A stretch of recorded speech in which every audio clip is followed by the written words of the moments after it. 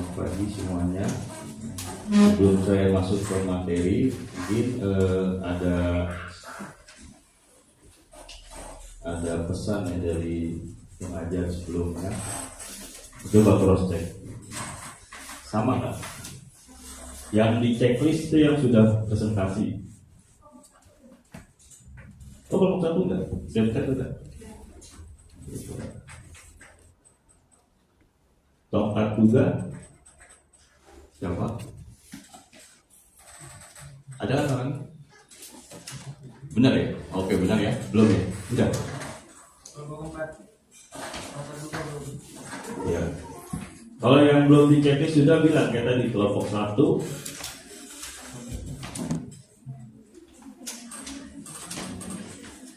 Udah setuju ya ini ya? Jadi di sini ada sekitar 6 kelompok yang belum, kelompok 4, tongkat juga, CMM, ini silinder measuring mesin ya, theodolit, laser distance, interferometer, udah benar ya, 5 ya, 1, 2, 3, 4, 5. Kita ada 7 pertemuan, 1 kuis, 1 UAS, pas. Setiap pertemuan bisa di awal presentasi, bisa di akhir nanti.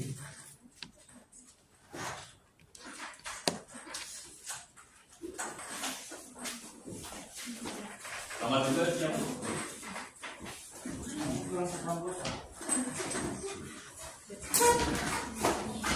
Sebenarnya bagusnya tongkat juga sama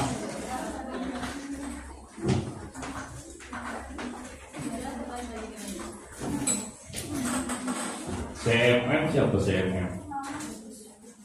Kalau 2 kelompok juga boleh juga sih. Jadi tadi tinggal dirapel gitu.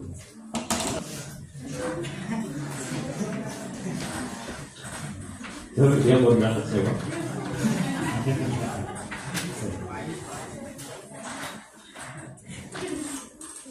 Nilai udah dikeluar belum?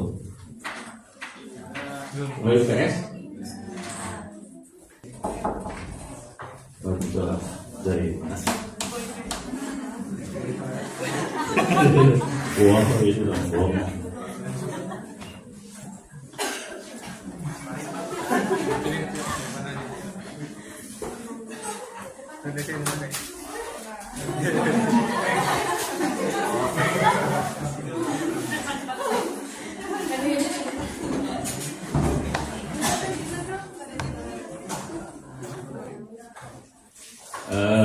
Seperti biasa ya,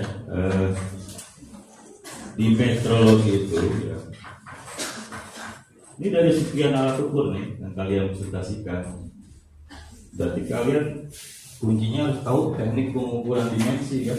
Konsepnya bagaimana sih teknik pengukuran dimensi?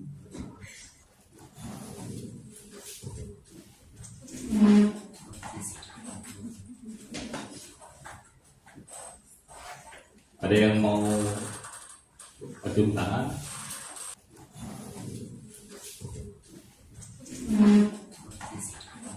Prinsip saya adalah 1, harus nggak ada tekanan. Nggak ada tekanan sehingga konsep yang saya sampaikan nyampe ke kalian. Kemudian frekuensi beresonansi dengan yang sebelumnya gitu.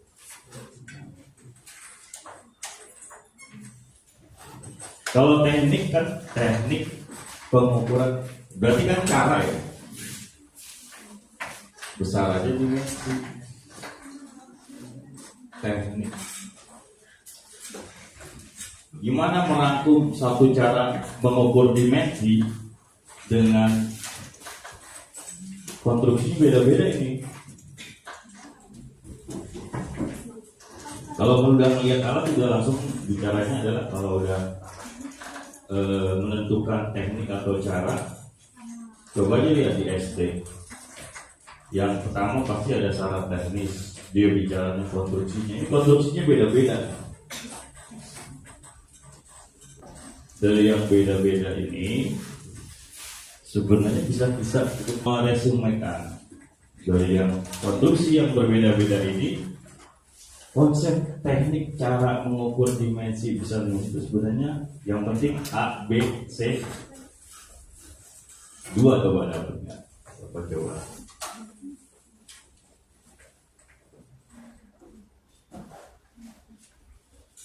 Kalau nggak ada yang jawab berarti gini. Sebenarnya bukan tes, saya salah juga. Kalau saya kan sebenarnya prinsipnya sama-sama belajar ya. Sama-sama belajar karena yang namanya teknologi itu berkembang. Saya butuh informasi dari kalian juga. 6 pertemuan, 7 pertemuan juga kan. Kira-kira kalian udah presentasi, udah praktikum belum? Awalnya kalian udah bisa ngebedain, berarti kalian berhasil tuh belajar tuh 1 semester tuh kemarin. Ada 1 semester nggak belum? Setengah semester. Dari yang konstruksi yang berbeda-beda ini, konsep teknik cara mengukur dimensi besar musik itu sebenarnya yang penting A, B, C. Saya nggak mau nunjuk. Ini yang di belakang biasanya lebih tahu. Namanya siapa? Menurut kamu ya? Oke, gimana saya pun? Oh bukan so tahu sih. Ya ini orang ya. Menurut kamu? Dari konstruksi yang ada, nih saya ulangin ya. Itu bentuknya macam-macam. Saya udah ngasih clue. Coba aja Mister baca dengan CMM, konstruksinya gimana. Yang paling enak tuh ngasih contoh. Mister baca untuk bisa tadi akan sama. Semua konstruksinya itu bisa jadi 1 kalimat atau 2 kalimat. Gas block juga. Dengan CMM udah beda jauh tuh konstruksinya. Interferometer. Yang mirip-mirip dimensi apa volume. Pengertian volume sendiri kan M kubik aja itu kan sebenarnya kan 1 M kubik itu kan sebenarnya itu nanti ada pengukuran metode basah, kering. Kalian geometri keringnya tulis ya. Nah, bagaimana konsep di pengukuran itu caranya aja dibedakan dalam diresumekan. Kesimpulannya apa sih? Yang jangan 1 presentasi, 1 ngobrol lagi. Jadi, kalau presentasi diperhatiin ya. Sebenarnya gampang konsepnya kalau untuk belajar metrologi. Bukan gampang ya, saya memberi konsep yang mudah. Gampang itu relatif. Pada saat saya juga menemukan hal yang sulit juga sama. Udah dikasih gambaran yang dipelajari di SD itu apa aja kan? Ada syarat administratif, ada syarat teknis, ada syarat meteorologi. Kalau udah tahu konstruksinya, kita harus mengenal batas yang toleransi yang diizinkan. Tapi kita kan bicara dimensi. Cara pengukuran dari yang berbeda-beda ini bisa dibedakan seperti apa gitu. Kalau saya bicara konseptual, mungkin kalau bicara peralat, ada yang udah ahli juga ada karena dia dulu pernah bantuin misalkan. Dulu terbiasa dengan salah satu alat itu. Tapi kalau ditanya konsep, nah itu kan bedanya sekolah SMA dengan kuliah di situ. Gak apa, nama saya salah gak apa. Siapa yang berani? Saya nggak mau nunjuk. Menurut kamu? Dari konstruksi yang ada, nih saya ulangin ya. Itu bentuknya macam-macam. Saya udah ngasih clue. Coba aja Mister baca dengan CMM, konstruksinya gimana, bisa diresumekan seperti apa gitu. Ini sekarang semuanya nih. Nah saya udah ngasih clue tuh 2 itu sebenarnya udah bisa jadi 1 konsep.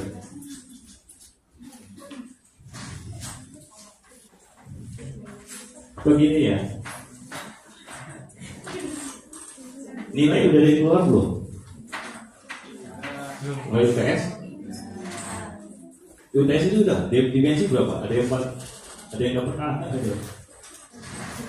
Maksudnya jangan. Jangan. Yang awal sih yang nggak selamat deh. Ada nggak yang nggak selamat? Nggak selamat itu siapa dia? E ya, kalau D, kamu D yang waduh, yang benar. Kamu kan bimbingan saya. Terus saya yang ditanya, Pak, kenapa anak bimbingan itu kurang? Bohong tahu itu. DPTB nih? Oh, belum keluar. Nah, ini jangan. Coba menurut saya lagi. Udah hilang tuh.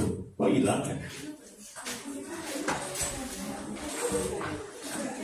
Padahal tadi udah saya buka loh di RPS, banyak RPS. Kalau volume kalian bagus nilainya, saya yakin di bensi harusnya bagus.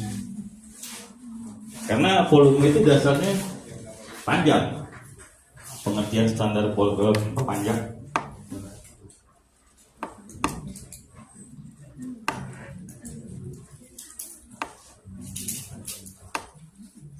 Pak saya bilang, menurut saya bilang apa? Yang dulu saya yakin. Kalau saya bilang aja nggak bisa jawab, gimana saya begini? Berarti berhasil nggak tuh kan? Atau pura-pura disalahin juga bisa kan? Dari coba perlu diulang nggak, dari sekian alat ukur menurut saya bilang itu, berarti resumenya konsep cara pengukuran teknik dimensi itu bisa disimpulkan ini. Gitu. Pakai mic coba.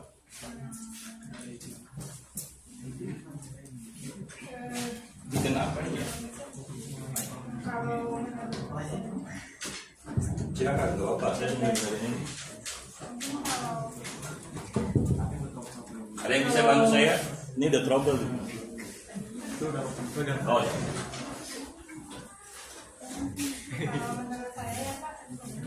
Ya silakan.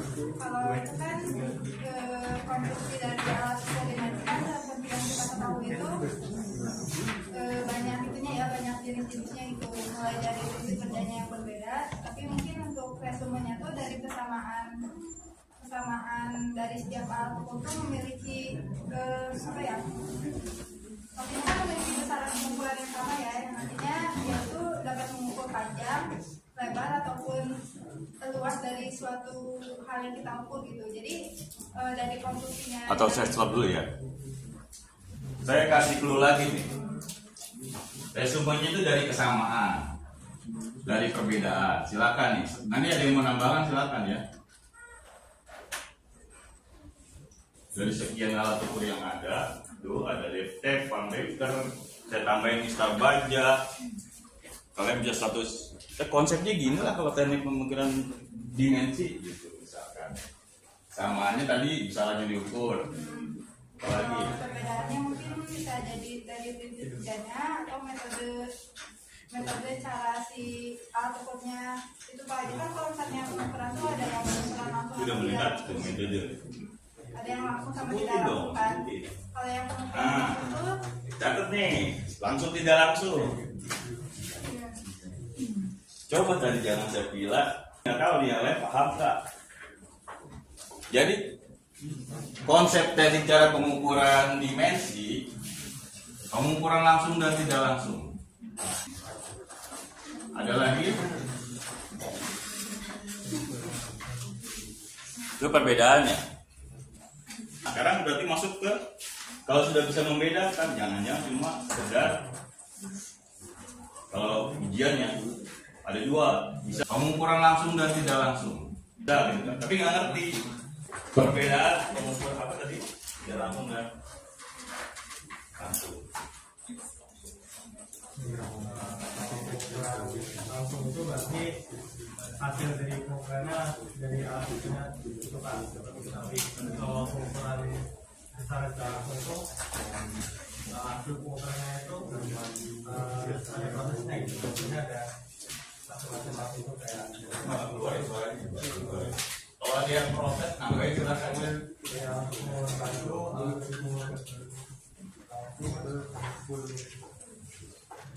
Setuju nggak? Tadi pengukuran tidak langsung, tadi Pengukuran tidak langsung itu hasil pengukurannya didapetin Satu dulu ya, yang tidak langsung dulu. Tadi ada batu maksudnya gimana? Ada alat batu. Jadi pembacaan itu nggak langsung dari alat ukurnya Pak, nggak langsung diketahui kayak mistar kan alat ukur secara langsung. Jadi benda ujinya langsung diketahui dari skalanya mistar. Tapi kalau pengukuran tidak langsung itu ada beberapa prosesnya dulu. Terus biasanya pengukurannya berapa proses? Jessica, contohnya apa lagi yang tidak langsung? Saya kayaknya tahu yang bagus.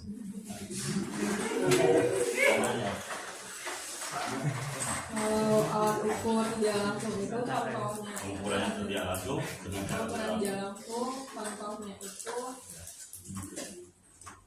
insan kaliber. Terus kalau yang di situ contoh ukuran tidak langsungnya mungkin laser distance. Bagus nih, contoh yang dalam banget nih. Alasannya kan tidak langsung. Alat bantunya apa sih kalau laser distance? Kalau saya sering gini, rekayasanya apa? Sehingga dia perlu kan alat bantu bisa dalam bentuk rekayasa kan? Kalau misalnya laser distance itu kan kita pakai cahaya yang dipantulkan dari cahaya itu diituin ada sudut tertentunya nanti baru diproses di alat ukur. Kalau insight kaliper kan kalau kaliper itu kan jangka sorok berarti kayak pengukuran di dalamnya si jangka sorok itu ada bagian di dalam untuk rangka luar. Ada suatu konstruksi yang direkayasakan sehingga dia melalui bantuan ada spare part tersebut. Oke, laser kurang lengkap tuh. Ada yang bonus nih kalau bisa jawab tuh laser tuh. Kenapa dia dibilang pengukuran tidak langsung? Yang mirip-mirip laser CMM. Nah, ini yang belum pernah saya lihat ngomong.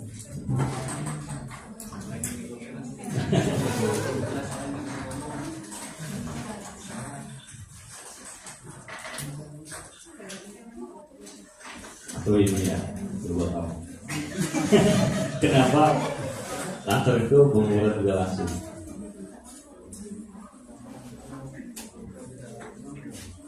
Penting ini loh, penting loh. Yang terakhir ini penting. Saya kira mau jawab lagi boleh. Jangan-jangan saya kira juga nggak tahu. Kenapa laser pengukuran tidak langsung?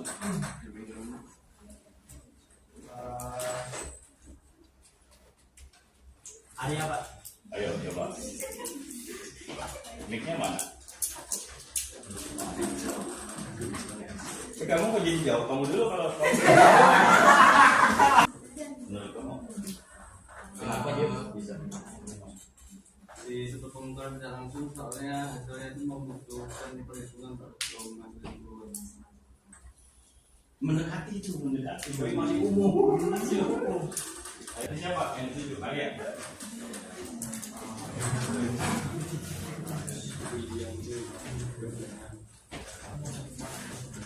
Sayangnya nggak bisa menjelaskan nilainya apa. Gitu. Nilainya apa? Ini udah mendekati nih tadi. Ada perubahan nilai, bukan nilai lagi.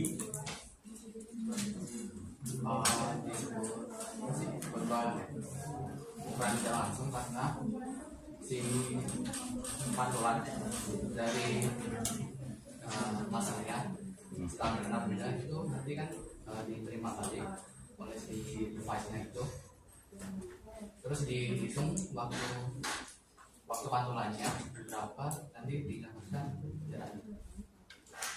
Ini nilai, ini gejala fisis. Nah, coba kamu nilai satu cewek. Coba. Ini kan Saya mau jawab. oh, ini jawab. Enggak, satu kelas yang ini satu cewek. Ini karena kemauan sih. Tapi nggak tahu ya Pak. Tapi sepengetahuan saya. Ya, salahnya mau apa sama saya.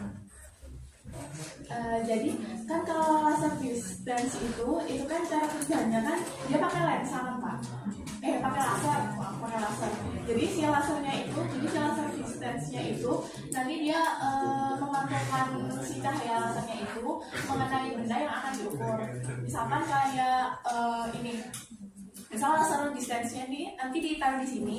terus mau ukur jarak antara ruangan ini ke lebar ruangan ini dari sini ke sana. Nah, nanti dari si laser distance-nya itu dia bakal memproses hasilnya gitu Pak. Jadi sebelumnya dia menghasilkan si jaraknya itu tuh sama si laser distance-nya itu diproses dulu.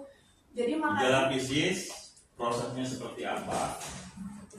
Yang disebut dia tidak langsung, nah itu udah mulai kenal lagi. Ya, jadi makanya dia disebutnya itu tidak langsung. Terus juga si laser distance-nya itu juga bisa buat menghitung luas gitu Pak. Jadi kalau misalkan menghitung luas itu berarti kan kalau luas kan panjang kali lebar, berarti menghitung dulu panjangnya terus lebarnya, terus nanti si laser distance-nya itu bisa menghasilkan luasnya gitu. Nilai. Udah, go. Saya senangnya kenapa? Udah mulai menjurus gitu, cuma belum to the point. Jawaban tuh harus tak. Nah, itu langsung enak. Oh iya, benar juga ya.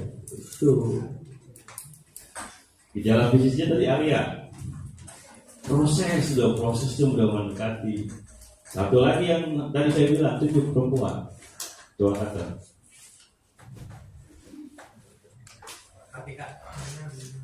Ketika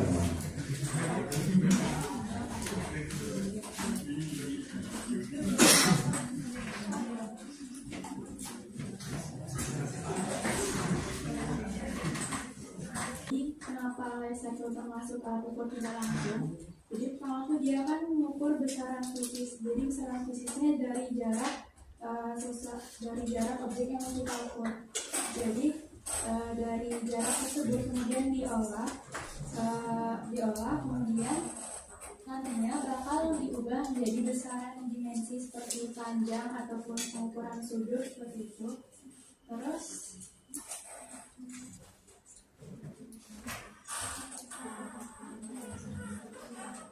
itu udah lebih dari proses bagus. Yang penting itu ya teknik pengukurannya harus tahu. Jadi lanjut ke dalam tambah. ya, jadi kan setelah diolah kemudian kan dia bakal ditampilkan dalam bentuk display gitu. Nah terus nanti setelah besaran fisis itu diubah jadi besaran lainnya seperti listrik karena itu tadi digital, kemudian baru ditampilkan Ini masa ya? Masa ya? Nah ini setuju nggak? Setuju nggak sama temen-temen? Nggak dengerin kan? Kalau nggak dengerin suruh ulang. Setuju nggak?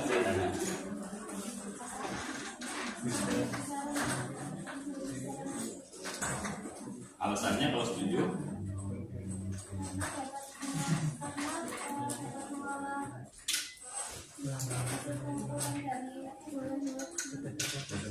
Jangan kamu salah. Karena kamu di depan saya sering melatih kamu paham. Coba. Nah itu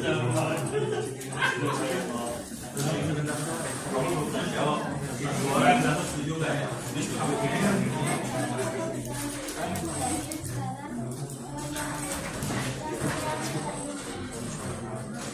Yang saya inginkan awal dulu.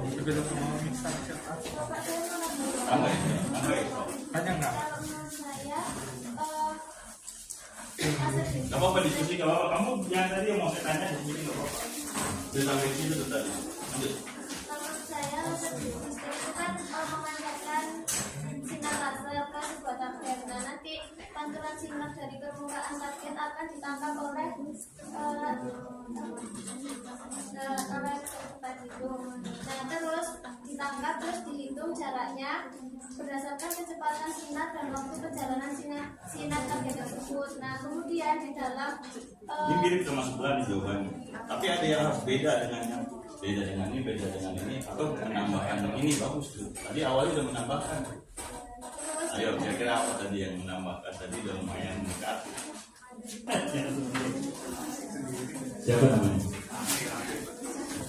Kalau menurut saya tadi itu laser distance, kenapa dia ukuran kan berbeda kayak ukuran langsung berbeda kayak ukuran langsung kan. Kalau misalnya kalau ukuran langsung itu misal ambil contoh ya ambil contoh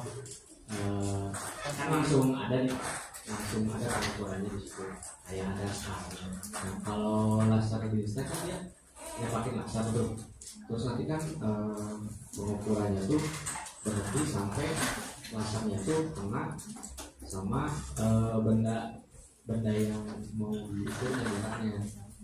Nah maka disebut pengukuran tidak langsung karena butuh pembanding tadi ya disebut baron.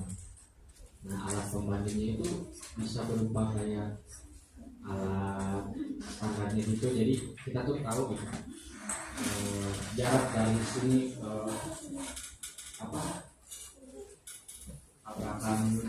Kalau ujian ya berapa baris gitu kan.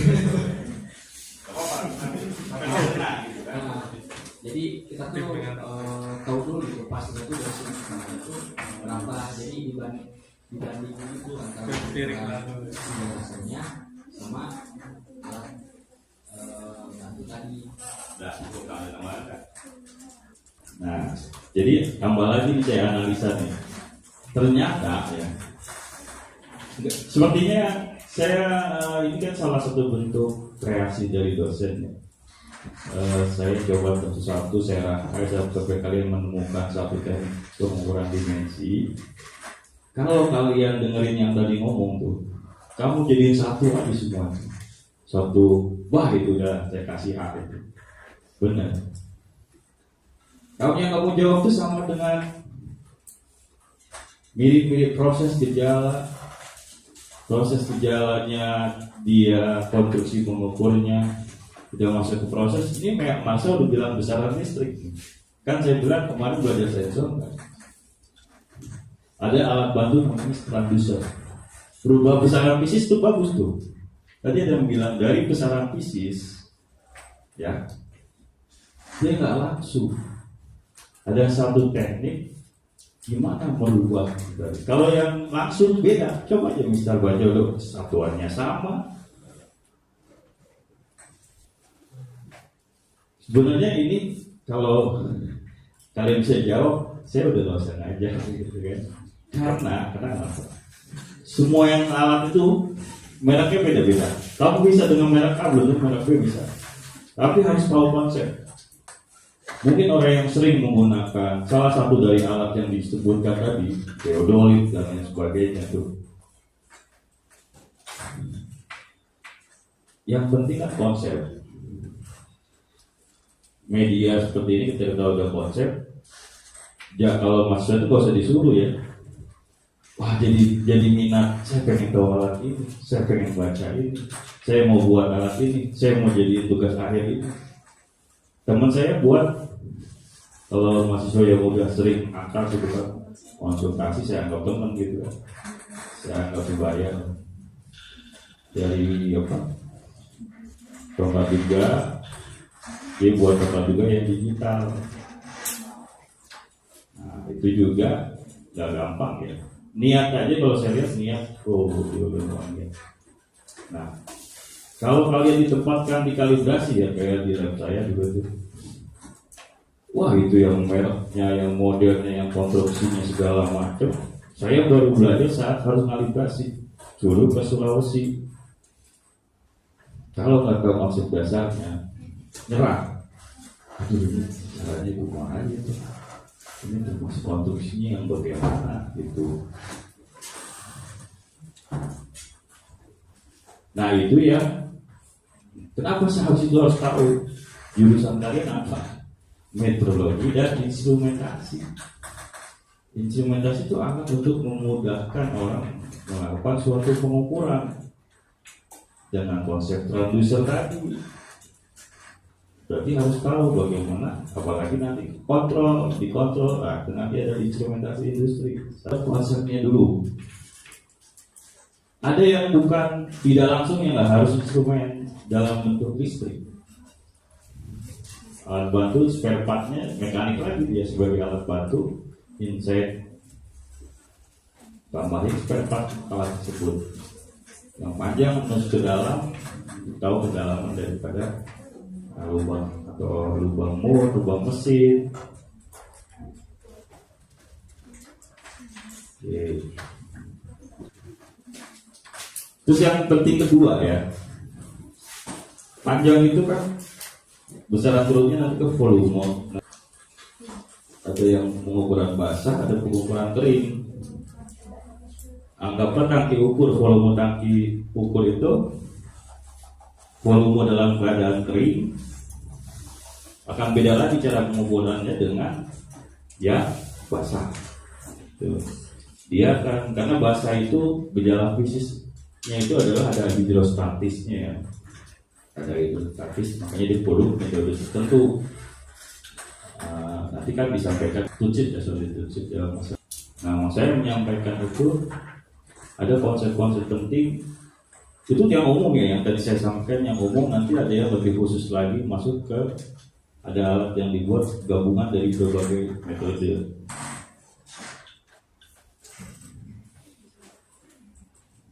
Yang kedua, untuk memudahkan kalian juga, selain tadi pengukuran, konsepnya adalah langsung dan tidak langsung. Ada lagi yang penting, saya membedakannya supaya kalian mudah memahami ya. 5 pengukuran panjang di bawah 5 meter atau di atas 5 meter. Ini lihat konstruksinya, nggak sembarangan orang pengukuran di bawah 5 meter. Lebih kecil ya, ada yang lebih besar, ada yang lebih kecil. Semakin kalian bisa membuat suatu konsep, itu akan memudahkan kalian nanti di lapangan kan. Apalagi ada yang bidangnya 2 dimensi, 3 dimensi ya.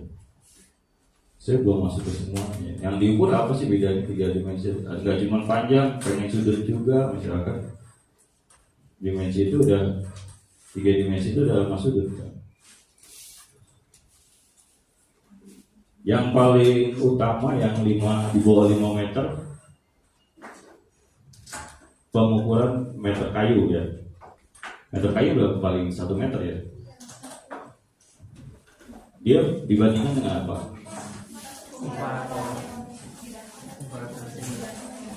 Kalau ban ukur bandingan dengan apa?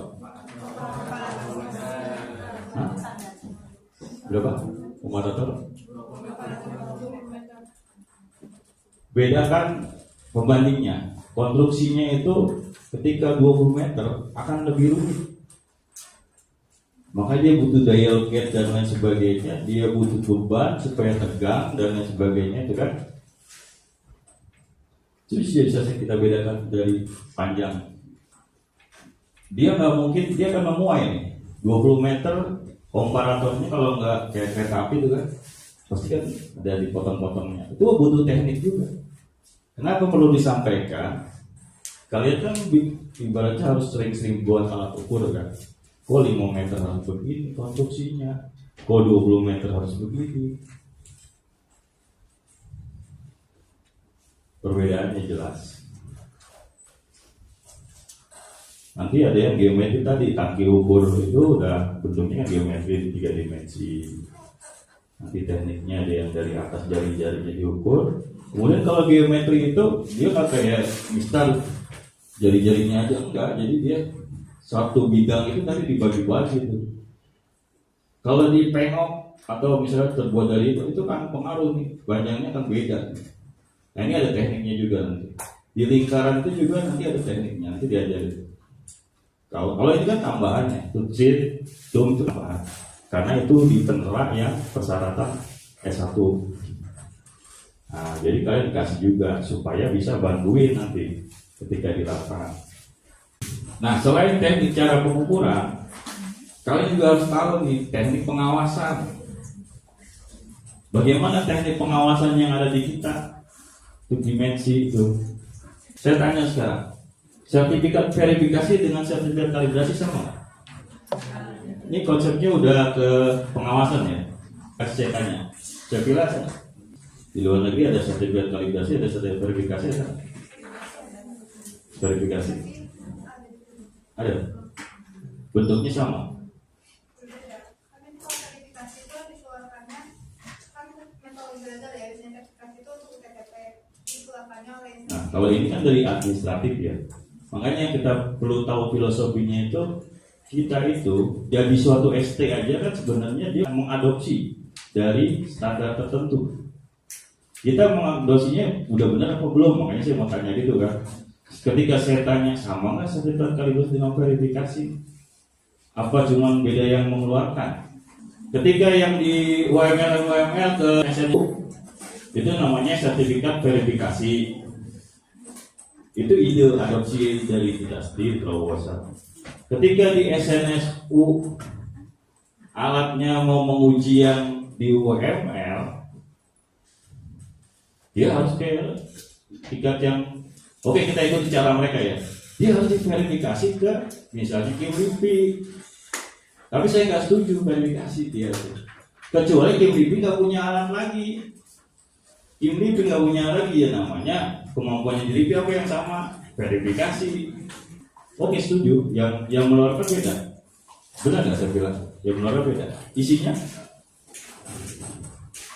nggak ada yang berpikir sana kan? Tapi ini penting deh. Kalau sebenarnya teori dasarnya, filosofi teori dasarnya, itu harusnya hasilnya dalam bentuk namanya dia pengendalian mutu. Verifikasi itu adalah pengendalian mutu dalam bentuk kontrol chart, harus hasilnya seperti itu, baru namanya verifikasi. Itu filosofi banget. Sama kayak kemarin saya terangin ya, kategori verifikasi itu interkomparasi, apalagi UBLK. Kalau sebenarnya gini, UBLK itu udah antar laboratorium, pengecekan antara di dalam internal laboratorium misalnya, itu sama semua verifikasi, sama duplikasi pengujian, itu verifikasi kategorinya. Itu harusnya hasilnya dalam bentuk namanya dia pengendalian mutu. Verifikasi itu adalah pengendalian mutu dalam bentuk kontrol chart, harus hasilnya seperti itu, baru namanya verifikasi.